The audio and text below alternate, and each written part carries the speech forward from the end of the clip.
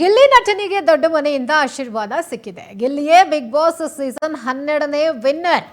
Table ಕುಟ್ಟಿ ಹೇಳಿದ್ದಾರೆ ಶಿವರಾಜ್ ಕುಮಾರ್.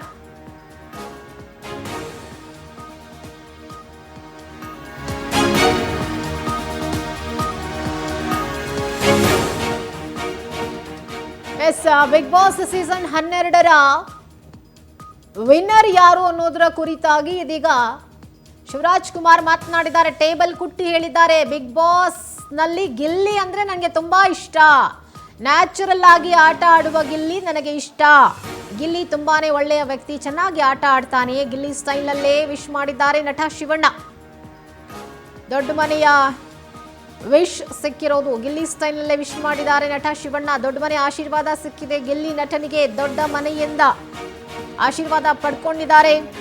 ನಟ Gilli Bigg Boss season 12 win ಆಗ್ತಾರೆ ಅಂತ ಹೇಳಲಾಗ್ತಾ ಇದೆ. ಅವರೇ ವಿನ್ ಆಗಬೇಕು, ಟೇಬಲ್ ಕುಟ್ಟಿ ಹೇಳಿದ್ದಾರೆ Shivaraj Kumar.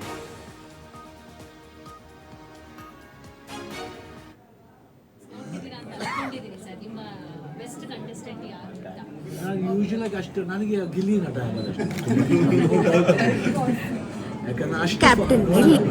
Sometimes when I get time I watch, but Gilli ನಟ ಫ್ರಾಂಕ್ಲಿ ಸೇಯಿಂಗ್ ತುಂಬ ಹಾರ್ಟಿಲಿ ಓಪನ್ ಆಗಿ ಮಾತಾಡ್ತಾನೆ. And fellow with very good heart. ನನಗೆ ಜೆನ್ಯೂನಿಟಿ ಇದೆ, ಎಲ್ಲೂ ಫೇಕ್ ಇಲ್ಲ. ನನಗೆ ಅದಿಷ್ಟ ಹುಡುಗನ. ಎಲ್ಲ ಕಡೆ ಗಿಲ್ಲಿ ಕಡೆ ಸಿನಿಮಾಗಳು ಪ್ರಚಾರ ಮಾಡಿದಾಗ ಮಾಡ್ತಿದ್ದಾರಂತೆ, ಗೆಲ್ಲಬೇಕು ಆ ಥರ ಈ ಥರ. ಒಬ್ಬ ಒಳ್ಳೆ ವ್ಯಕ್ತಿಗೆ ಅದೇನು ಬೇಕಾಗಲ್ಲ, 100% ನ್ಯಾಚುರಲ್ ಸಿಗುತ್ತೆ. ಅದಕ್ಕೆ ಒಂದು ತುಂಬ ಜನ ಹುಡುಕ್ಬೇಕಾಗಿದೆ. I think 100% in that way Gilli ನಟ ಇಸ್ ರಿಯಲಿ ಗುಡ್. ಅದಕ್ಕೆ ಇವತ್ತು ಅವ್ರನ್ನ ಯಾಕೆ ಇಷ್ಟಪಡ್ತಾರೆ ಅಂದರೆ ತುಂಬ ಸ್ಟ್ರೈಟ್ ಫಾರ್ವರ್ಡ್ ಮಾತಾಡ್ತಾರೆ. ಕೆಲವು ಇದರಲ್ಲಿ ಏನಾಗುತ್ತೆ, ಕಂಟೆಂಟ್ಗೋಸ್ಕರ ಮಾಡ್ತಾರೆ. ಬಟ್ ಆ ಕಂಟೆಂಟ್ಗೋಸ್ಕರ ಮಾಡೋದಲ್ಲ, ಜೊತೆಗೆ ಒಂದು ನ್ಯಾಚುರಲ್ ಇನ್ಸ್ಟಿಂಕ್ಟ್ ಇರುತ್ತೆ. ಅದೇ ಇಷ್ಟ ಆಗುತ್ತೆ ಜನಗಳಿಗೆ. ಕಂಟೆಂಟ್ ಅಂದರೆ ಗೊತ್ತಾಗ್ಬಿಡುತ್ತೆ, ಬಟ್ ಈ doesn't go for content, he does it with heart.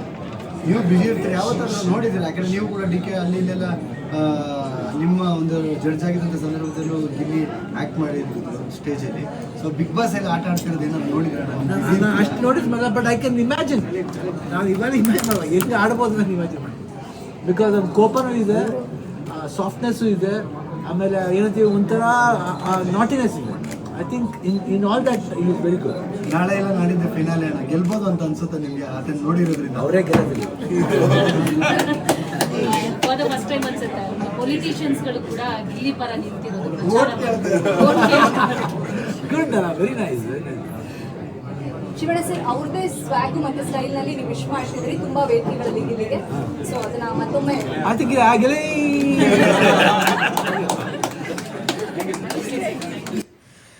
ನೋಡಿ, ದೊಡ್ಡ ಮನೆಯಿಂದ ಯಾವ ರೀತಿ ಆಶೀರ್ವಾದ ಸಿಕ್ಕಿದೆ ಅಂಥೇಳಿ. ಶಿವಣ್ಣ ಅವರು ನಾನು ಬಿಗ್ ಬಾಸ್ನ ಕಂಪ್ಲೀಟಾಗಿ ನೋಡಿಲ್ಲ, ಬಟ್ ನೋಡಿದಾಗಲೆಲ್ಲ ನನಗೆ ಅನಿಸೋದು ಒಂದೇ, ಗಿಲ್ಲಿ ತುಂಬ ನ್ಯಾಚುರಲ್ ಆಗಿ ಆಟ ಆಡ್ತಿದ್ದಾನೆ. ಯಾವುದೇ ಕಾರಣಕ್ಕೂ ಕಂಟೆಂಟ್ಗೋಸ್ಕರ ಗಿಲ್ಲಿ ಆಟ ಆಡ್ತಾ ಇಲ್ಲ. ಸೊ ಹಾಗಾಗಿ ಆ ನ್ಯಾಚುರಲಿಟಿ ಜೊತೆಗೆ ಆತನ ಕಾಮಿಡಿ ಮತ್ತು ಡೈರೆಕ್ಟಾಗಿ ಏನೇ ಇದ್ರೂ ಓಪನ್ ಆಗಿ ಮಾತನಾಡೋದೇ ಎಲ್ಲ ಜನರಿಗೂ ಇಷ್ಟ ಆಗಿರೋದು. ಸೊ 100% ಗಿಲ್ಲಿನೇ ಈ ಬಾರಿಯ ವಿನ್ನರ್, ಬಿಗ್ ಬಾಸ್ನ ಸೀಸನ್ 12ರ ವಿನ್ನರ್ ಅಂತೇಳಿ ಟೇಬಲ್ ಕುಟ್ಟಿ ಹೇಳಿದ್ದಾರೆ. ಸೊ ಹಾಗಾಗಿ ನೋಡೋಣ, ಇನ್ನು 2 ದಿನದಲ್ಲಿ ಬಿಗ್ ಬಾಸ್ ಸೀಸನ್ 12ರ ಫಿನಾಲೆ ಇದೆ. ಸೊ ಯಾರು ವಿನ್ ಆಗ್ತಾರೆ, ಗಿಲ್ಲಿ ವಿನ್ ಆಗ್ತಾರೆ ಅನ್ನೋದೇ ಬಹುತೇಕ ಇರುವಂಥದ್ದು. But white and C. ಇನ್ನು ಸಂಕ್ರಾಂತಿ ಬಳಿಕ ದೆಹಲಿ ಅಂಗಳಕ್ಕೆ ಕುರ್ಚಿ ಫೈಟ್ ಹೋಗ್ತಾ ಇರುವಂಥದ್ದು. ಕುರ್ಚಿ ಕದನದ ಮಧ್ಯೆ ದೆಹಲಿಯಲ್ಲೇ ಡಿ.ಕೆ. ಶಿವಕುಮಾರ್ ಠಿಕಾಣಿ ಹೂಡಿದ್ದಾರೆ.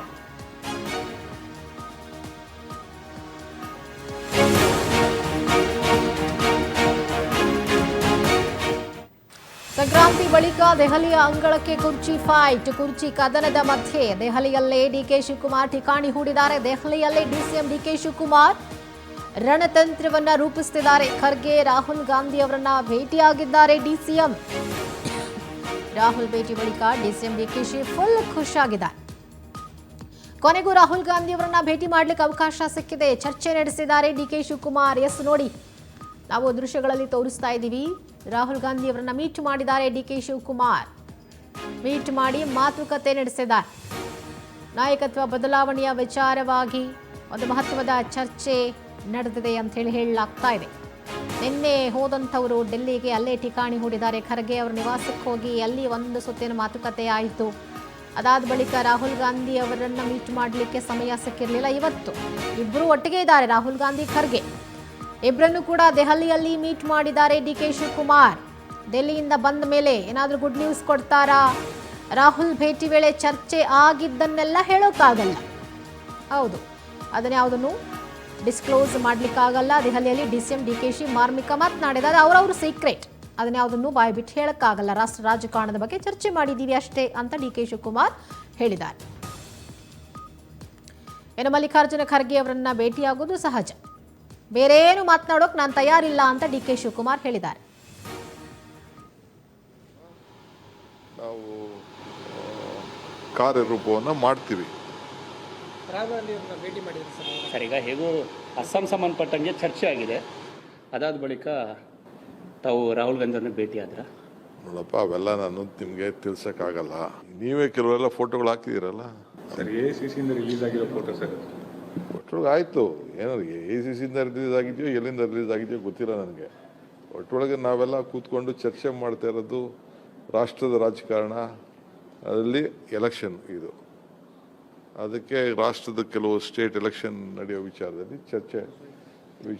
ಕರೆದಿದ್ರು, ಚರ್ಚೆ ಮಾಡಿದೆ. ಮಿಕ್ಕಿದ ಬೇರೆ ವಿಚಾರ ನಾನು ಏನು ನಿಮಗೆ ಮಾತಾಡೋಕ್ಕೆ ನಾನು ತಯಾರಿಲ್ಲ. ಈಗ ಸಭೆ ಆದ ಬಳಿಕ ಮತ್ತೆ ಮಲ್ಲಿಕಾರ್ಜುನ್ ಖರ್ಗೆ ಅವ್ರನ್ನ ವೈಯಕ್ತಿಕವಾಗಿ ಭೇಟಿಯಾದೆ ಸರ್. ನೋಡಪ್ಪ, ನಮ್ಮ ಅಧ್ಯಕ್ಷರೇ ನಾನು ಬೇರೆಯವ್ರಿಗೂ ನನಗೂ ವ್ಯತ್ಯಾಸ ಇದೆ. ಒಬ್ಬ ರಾಜ್ಯಾಧ್ಯಕ್ಷರ ರಾಷ್ಟ್ರ ಅಧ್ಯಕ್ಷರ ಭೇಟಿ ಮಾಡೋದು ಅದು ಸಹಜ. ಸರ್, ಖುಷಿ ವಿಚಾರ ಬಂದಿದೆ ಅಂತ ಹೇಳಿ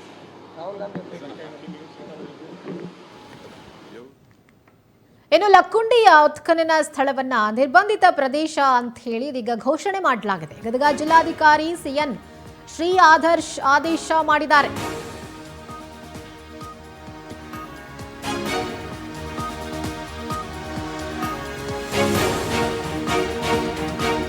ಲಕ್ಕುಂಡಿ ಗ್ರಾಮದ ಕೋಟೆ ವೀರಭದ್ರೇಶ್ವರ ದೇಗುಲದಲ್ಲಿ ಉತ್ಖನನ ನಡೀತಾ ಇರೋದ್ರಿಂದ ಆ ಸ್ಥಳವನ್ನ ನಿರ್ಬಂಧಿತ ಪ್ರದೇಶ ಅಂತ ಹೇಳಿ ಗದಗ ಜಿಲ್ಲಾಧಿಕಾರಿ ಸಿಎನ್ ಶ್ರೀಧರ್ ಆದೇಶ ಮಾಡಿದ್ದಾರೆ. ಸಾರ್ವಜನಿಕರಿಂದ ಫೋಟೋ ವಿಡಿಯೋ ತೆಗೆಯಂಗಿಲ್ಲ, ನಿಷೇಧ ಹೇರಲಾಗಿದೆ. ವಿಡಿಯೋ ಚಿತ್ರೀಕರಣ ಮಾಡಿದರೆ ಕಾನೂನು ಕ್ರಮ ಆಗುತ್ತೆ. ಸಿಸಿಟಿವಿ ಕಣ್ಗಾವಲಿನಲ್ಲಿ ಈ ಉತ್ಖನನ ಕಾರ್ಯ ನಡೀತಾ ಇರೋದು.